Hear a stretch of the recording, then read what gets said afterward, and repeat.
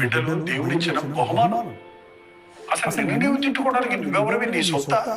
నువ్వు దేవుని సొత్తు. మనం ఏ విధంగానూ ఎవరిని బూతులు తిట్టకూడదు.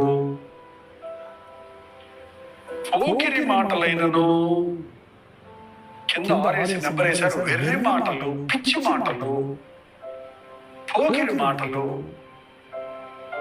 అంటే అన్సాంటిఫైడ్ లాంగ్వేజ్ మన నోట్లో నుంచి రాకూడదు.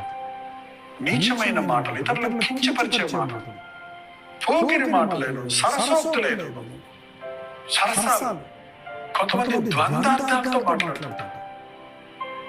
చూడండి, భూతులైనను, పోకిరి మాటలైనను, సరసోక్తులైనను మీరు ఉచ్చరించకూడదు. కొంతమంది వాళ్ళు ఇలా అన్నారు అని ఆ మాటను తిరిగి రిపీట్ చేస్తారు. వీళ్ళు అంటే నీ నోటితో ఆ భూత మాట ఉచ్చరిస్తున్నావు. తిట్టునోడు ఒకడైతే నన్ను ఇలా తిట్టాడని ఆ తిట్టును మళ్ళీ నువ్వు ఎత్తి చూపిస్తుంటే నీ నోట్లో నుంచి కూడా బూతులు వచ్చినట్టే కదా. అందుకే మన నోరును పరిశుద్ధపరచుకోవడానికి ప్రభువుకు అప్పగించాలి. దేవుని బిడ్డలమైతే కృతజ్ఞతావచనములే పలుకుదాం.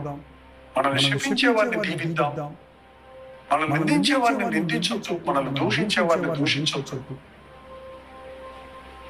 క్రీస్తు ప్రేమను కలిగి సహిస్తూ క్షమిస్తూ, లేక ప్రభువుని మౌనంగా వదలదేపడిన గొర్రెపలే నోరు మెదపకుండా ఉంటే మన జీవితంలో క్రీస్తుకు అంగీకారం అవుతాం.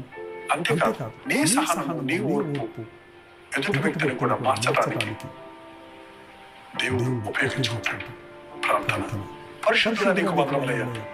నీ బిడ్డల పడి చెబుతూ నోటికి వచ్చిందల్లా మాట్లాడే వారిగా మేము ఉండక, పాతాదాము స్వభావానికి మాలో ఇక చూపలేక, బూతులైనను, పోకిరి మాటలైనను, సరస్వతులైనను మాట్లాడే వారిగా మేము ఉండిపోక, ఉపవేశనట్లు కృపాసహితమైన మాటలను, యథార్థమైన మాటలను, నీకు అంగీకారమైన మాటలను పలుకున్నట్లుగా మా ఆలోచనలు, మా నోటి మాటలు నీకు అంగీకారంగా చేసుకోమని క్రీస్తు నామములో అడుగుచున్నాము తండ్రి.